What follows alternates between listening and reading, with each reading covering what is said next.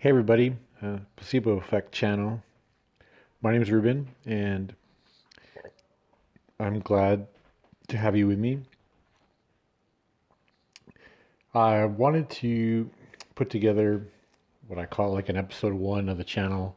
This most likely is not going to be the first one viewed, but it is one that I wanted to make sure I took time to set up because I wanted to establish a bit of a backstory, if you will, on why I call the channel Placebo Effect and what my thoughts are in terms of presentation of this channel.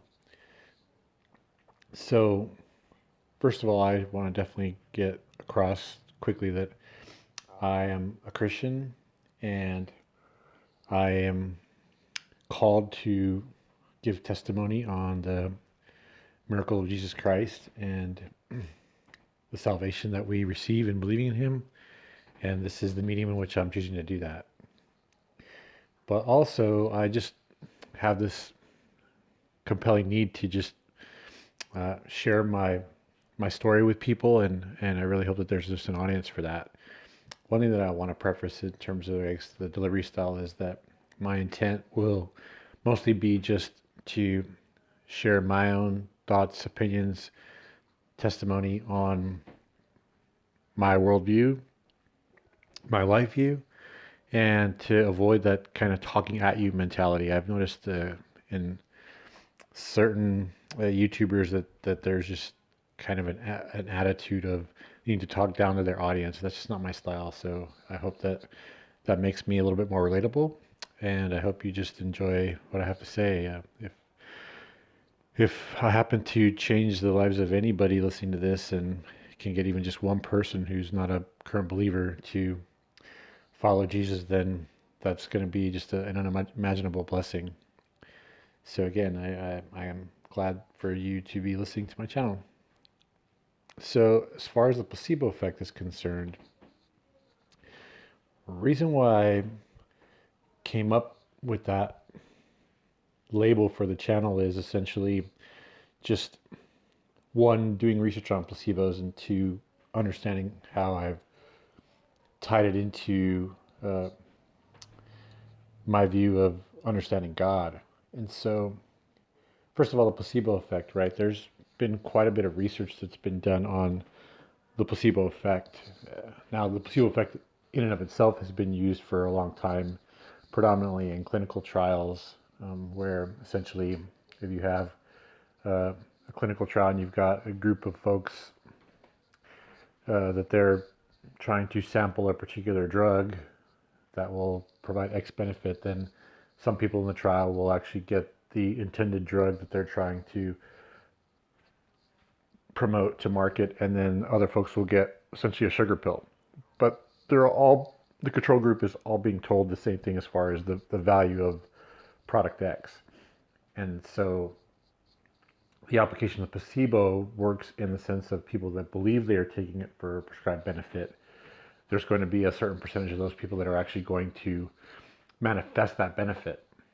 Even though they didn't take the particular drug, they simply took a sugar pill. And so that's pretty powerful stuff because it, for me, confirms the godliness inside of us. In other words, I believe the placebo effect is evidence of God. Because if you believe something, you actually can cause it to manifest in your life. This is true, by the way, of cursing, which incidentally also has a name. It's called the Nocebo Effect. So I guess to talk about that for a second, if somebody in the similar clinical trial was focused on the potential side effects, like if product X was potentially going to cause a side effect of intense headaches, and again in the clinical trial you'd have people taking the the trial drug and then other people taking the sugar pill, and the folks that are believing that they would be affected by the side effect could cause that to manifest as well.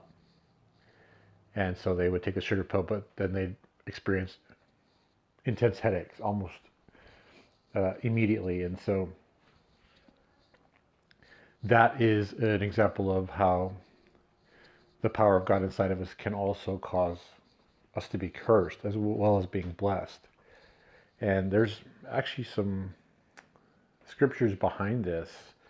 One of them happens to be in Romans 10, where the word is near you, in your mouth and in your heart, the word of faith that we proclaim. Because if you confess with your mouth that Jesus is Lord and you believe in your heart that God raised him from the dead, you will be saved.